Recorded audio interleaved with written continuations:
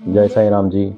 आपका हमारे YouTube channel Sai फ़कीर मेरा में हार्दिक स्वागत है। आज की वीडियो में हम जिक्र करेंगे बाबा के 7वें वचन का, जो बाबा ने अपने भक्तों के कल्याण हेतु दिया। जैसा भाव रहा जिस जन का, वैसा रूप हुआ मेरे मन का।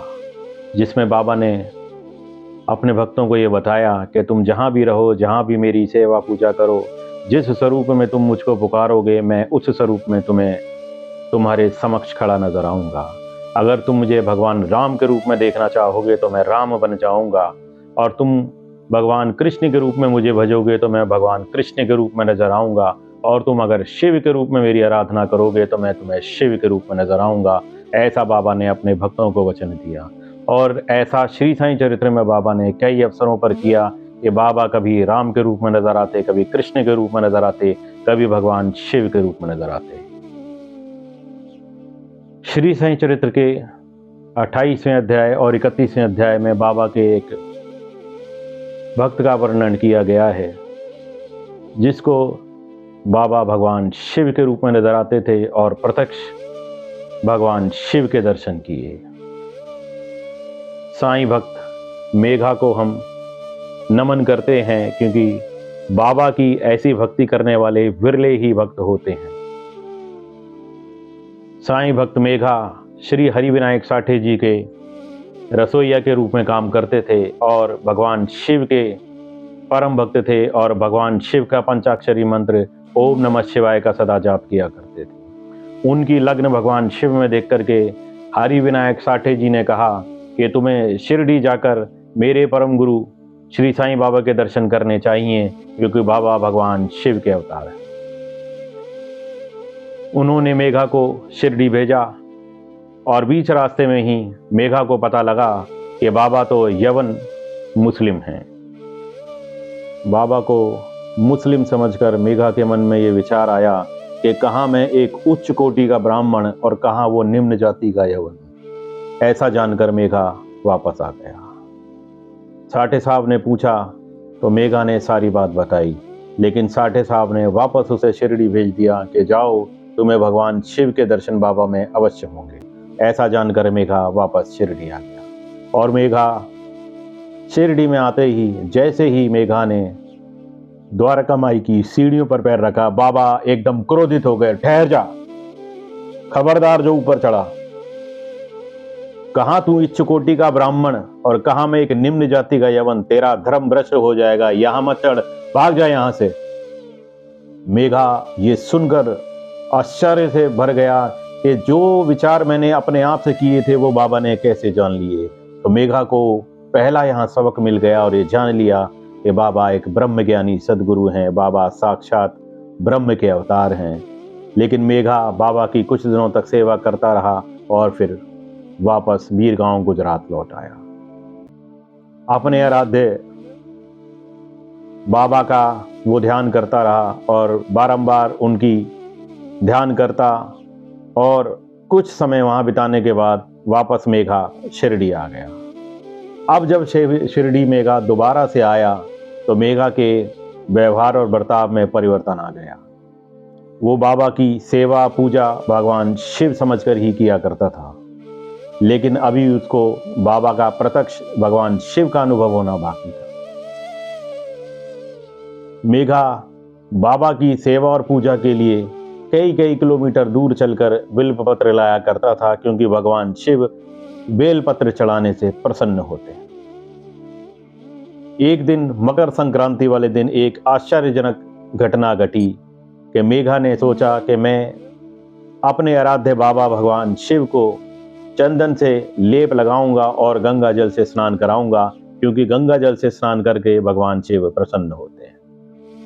ऐसा जानकर मेघा 8 कोस 13 किलोमीटर चल करके एक घड़े में बाबा के लिए जल भर कर लाया और बाबा से कहा कि बाबा चलिए, मैं आपको स्नान कराना चाहता हूँ, आज मकर संक्रांति का पावन दिवस है। बाबा ने कहा, मेघा मुझे इस झंझट में मत डालो, मैं इस झंझट में नहीं पड़ना चाहता, तुम भगवान शिव को निलाओ। लेकिन मेघा ने कहा, बाबा मेरे लिए तो आप ही भगवान शिव हैं। मेघा की ऐसी भावना देखकर और बारंबार प्रार्थना करने पर बाबा मान गए और बाबा द्वारका माई से बाहर आए और लकड़ी के तख्ते पर बैठ गए।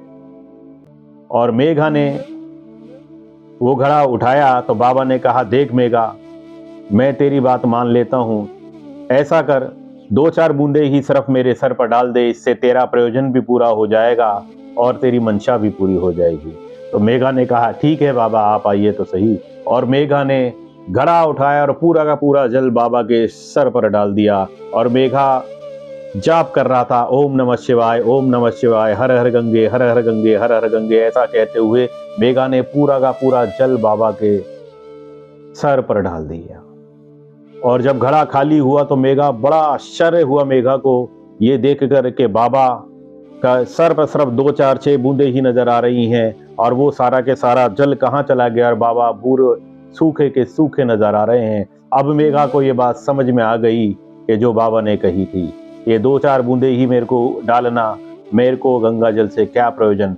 अब मेघा को ये समझ में आ गया कि बाबा भगवान शिव के अवतार हैं साक्षात। कि जिस प्रकार भगवान शिव ने, जब माँ गंगा का अवतरण हुआ तो भगवान शिव ने अपनी जटाओं में माता गंगा को ग्रहण कर लिया, इसी प्रकार आज मेरे जल को अभिषेक किए हुए बाबा ने अपनी सर में समाहित कर लिया, इसलिए भगवान शिव के अवतार हैं बाबा।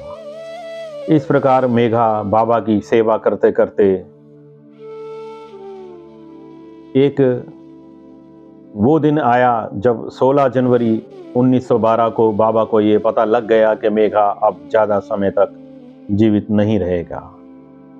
16 जनवरी 1912 को मेघा ने बाबा की सेवा पूजा आरती की और मेघा बाबा का अकेला ऐसा शिष्य और अकेला ऐसा भक्त था जो दोपहर और संध्या की आरती एक पांव पर खड़े होकर मेघा बाबा की सेवा पूजा आरती किया करते थे।